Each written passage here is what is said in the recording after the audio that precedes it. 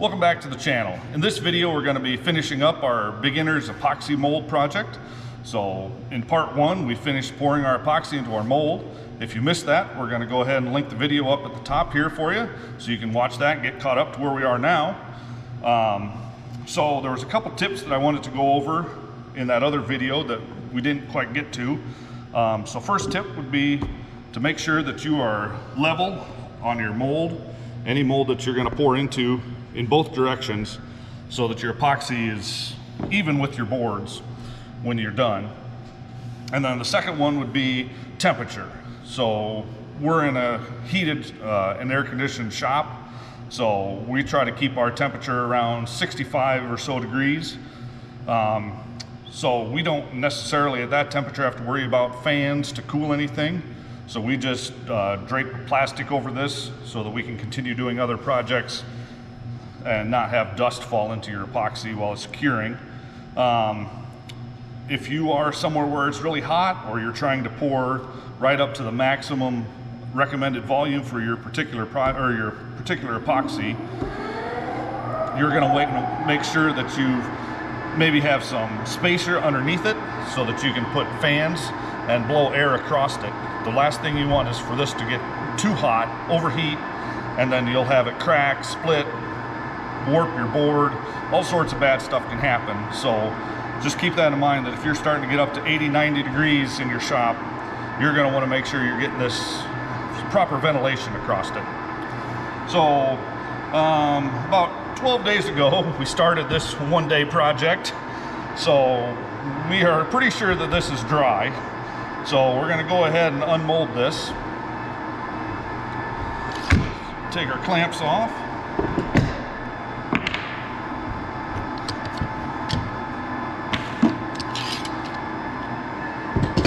I'm sorry if you can hear our wood kiln in the back. It just decided to turn on. So we're going to go ahead and try to break that free from the sides. And you can kind of hear it crack if you're standing here close to it. So I don't know if you can tell that there's a gap in there. So flip this over. A couple whacks.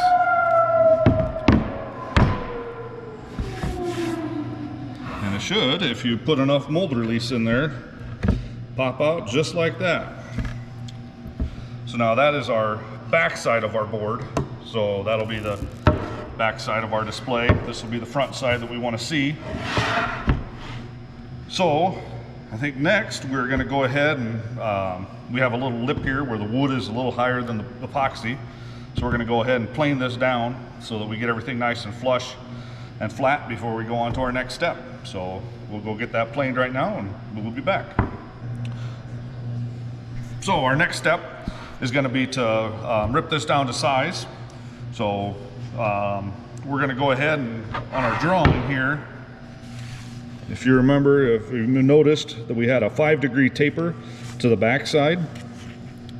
So something I like to do before I go ahead and cut an angle like that is just take a speed square and put my piece up there on the pivot point, right like that, and then just verify that I like the 5-degree taper.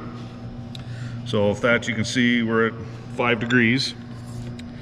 And for this particular project, I think I'm going to step it back a little bit further and go to 8 degrees. So when I go to rip this down to my 9-inch dimension, I'm going to put a 8-degree bevel on the bottom. And then something that you want to make sure that you take note of is that if you're using some of these no-seal molds, that, I don't know if you can see that on camera, the mold actually has a taper to the side so that it pops out easier. So the first thing I'm going to want to do is rip this top edge square again so that I can get rid of that taper on there. And then I'll set my saw up and I'll make my cut over here at my 9-inch dimension.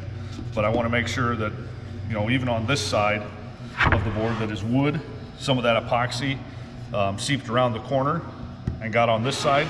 So even your wood side has that same bevel to it.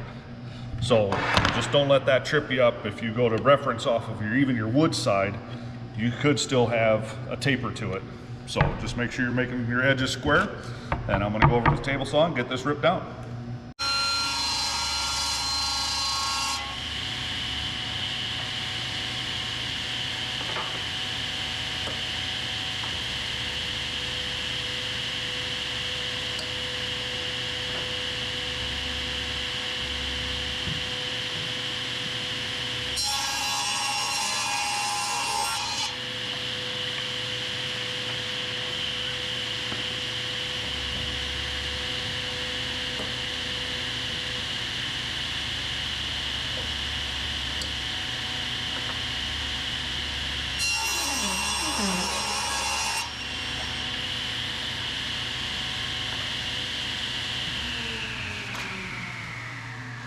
Now that we got everything cut to size, we're gonna go ahead and do our least favorite job for any woodworker, is to sand everything. I prefer to sand everything as an individual piece before I assemble everything.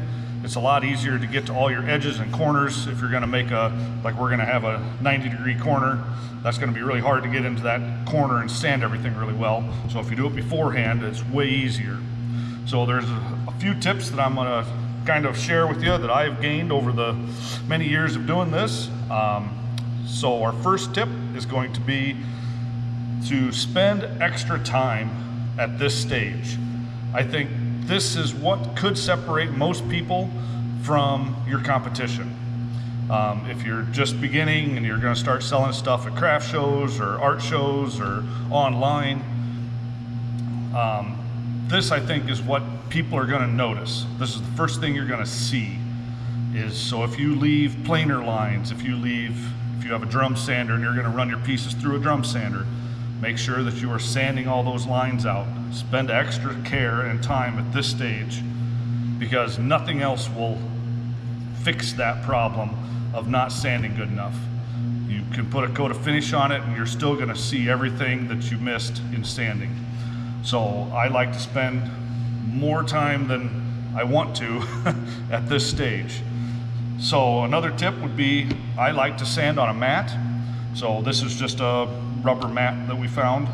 I know my dad likes to use a carpet pad.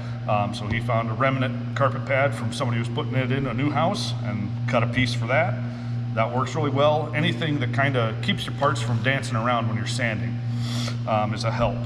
Now, if you're not gonna do that and you prefer just sanding on a bench, and you're like me, who assembles everything, glues everything, and does everything on the same bench, you're gonna wanna make sure that you've scraped your bench or you sand your bench after you've glued something up, so that you don't have little dot of glue somewhere that when you set your board down on there, you know, that little dot of glue is gonna sit there and shake around and scratch all over the other side of your part when you're sanding the other good side. So make sure you keep stuff clean and nice and smooth. Another tip would be, I don't have it set up right now, is gonna be a light. So I know, you know, it's easy to have enough light to see everything, but if you have light coming in at an angle across your board, you're gonna see every little defect, every little dent, ding, scratch in there, versus having light that's just above your head. So I'm gonna go ahead and get our lights set up, and I'll hopefully be able to show you the difference between with and without a light that way. So I'm right here just using a inexpensive small LED shop light that's on a stand. I just have it laid down on the bench. So I'm going to use this kind of a cheap plywood to hopefully show the difference between a light on a raking angle versus light that's overhead. So right now we just have the overhead lights on, and this board looks pretty good. I mean, you can see a few dents in here and whatnot, but this is a spot right here where I'd kind of like to show. So this looks pretty good without a light. Now if I turn the light on, hopefully that showed up, that there's all sorts of these gouges and divots and all sorts of stuff in this board that you could not see before we turned the light on. So the importance of having a light laying down low, shining across your workpiece is really important, and it'll really help you highlight every little spot that you need to work on when you're sanding your piece down. So for my next tip, if your wife is around and gonna hear this, you might wanna ask her to leave. You do not need expensive tools to do pretty elaborate projects, really. I know when I first started out, I had a rigid job site table saw, miter saw, and a portable planer from theirs, and one of their orbital sanders. And I built kitchen cabinets, bookshelves, built-ins, all sorts of stuff with those tools. So I know now I have nicer machines. The only real difference between an expensive tool and a cheap tool usually is time. It'll make your life easier. And like for the sanders, this one I can use, I have a Fez tool sander. My hand isn't numb at the end of the day. I started out with like I said, a rigid, and then I had a little Milwaukee 5-inch sander, and they did the same job as this machine here. The only difference was your hand would be numb. They wouldn't last as long. I've had this one for years and it still works great.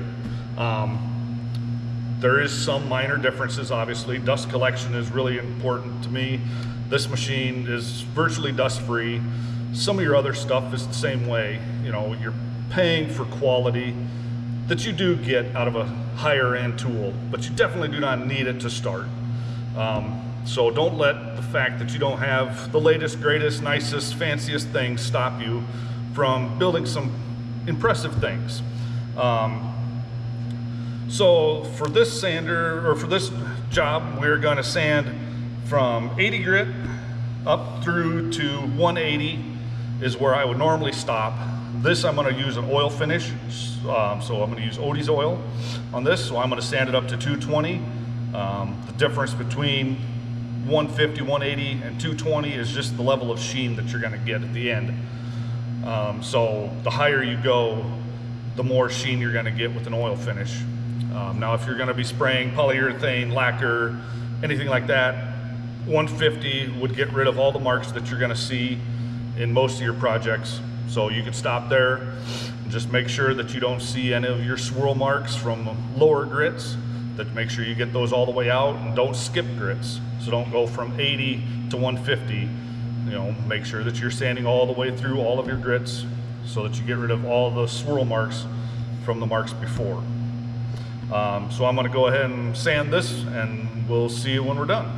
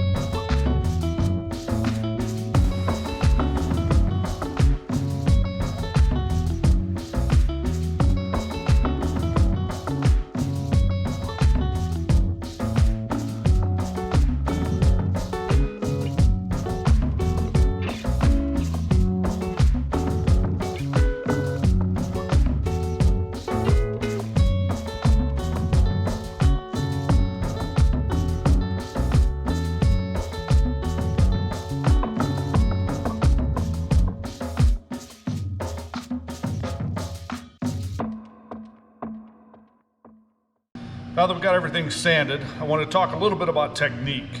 So if you noticed in the clip there of me sanding, I made sure that I didn't go over the edge with my sander more than about half the sander.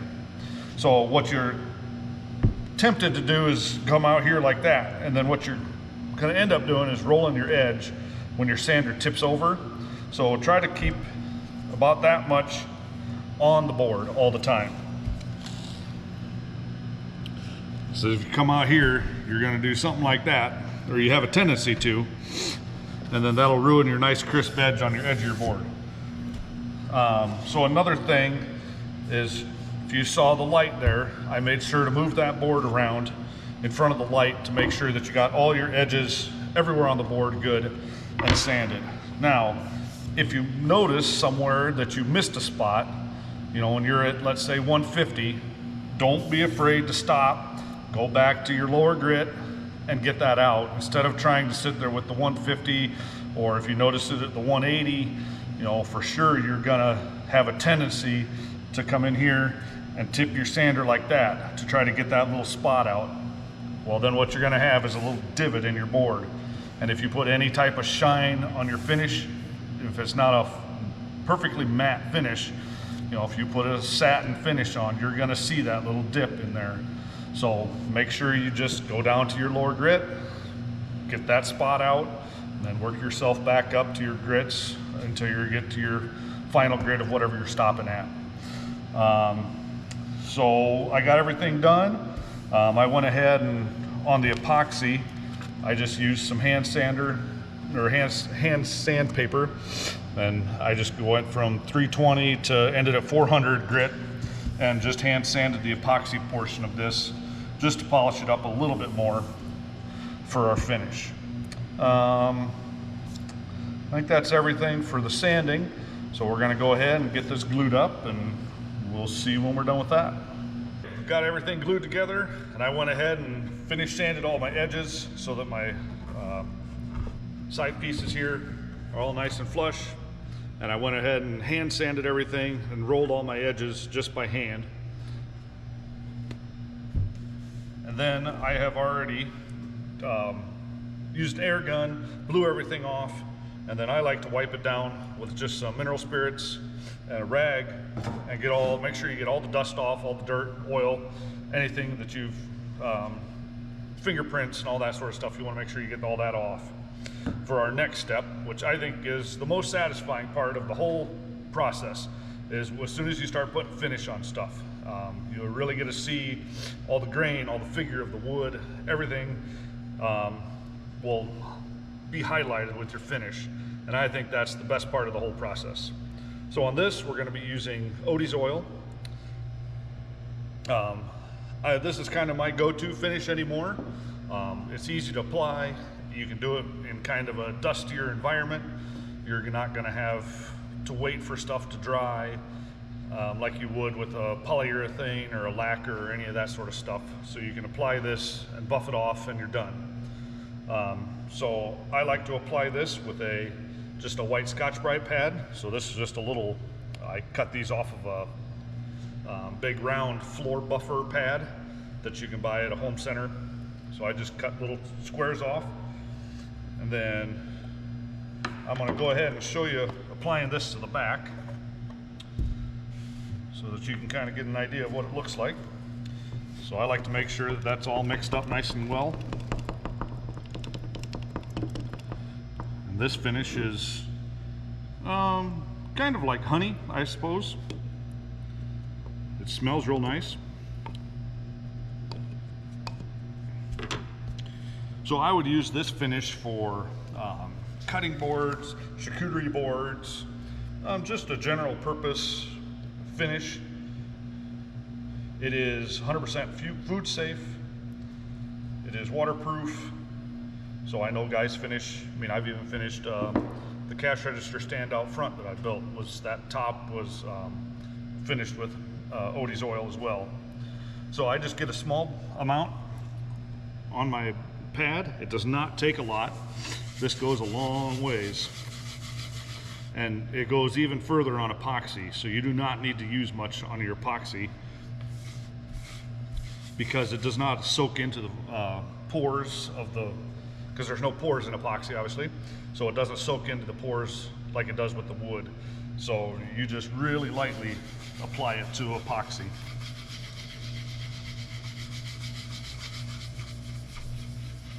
And then just, I like to use small circular motions. And just make sure that you're really buffing it in good.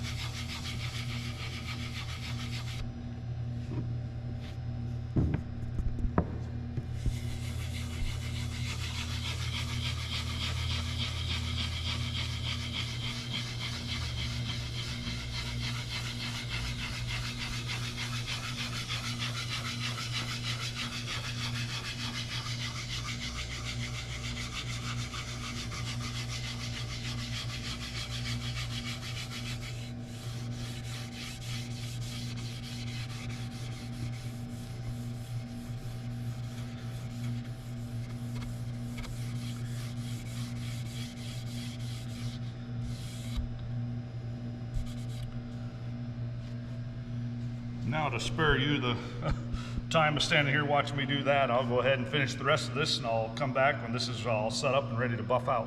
The minimum time that you should wait for Odie's oil is 40 minutes, and you have up to 20 hours to buff this off. But I like to wait about an hour or so, and then I'm just going to use a regular terry cloth towel, cotton towel, anything that you have that's lint-free will work. And I'm going to go ahead and buff everything off. And you want to make sure that you're taking everything off of the surface, so you don't want any oil left over. And I'll show you how I tell when I'm done here in a little bit.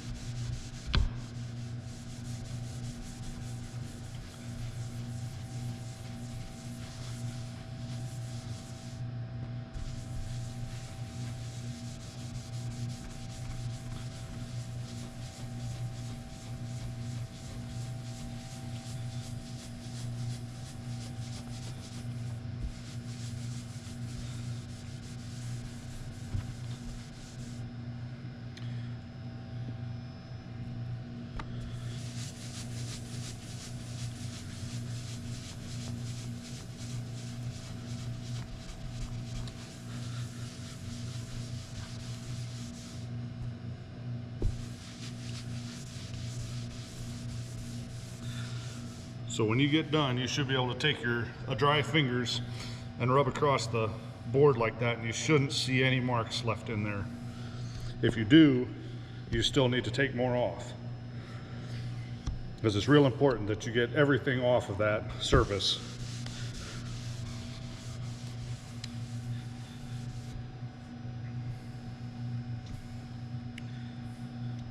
All right, that looks pretty good. So I'll go ahead and get the rest of this buffed out, and we'll take a look at it when I'm done.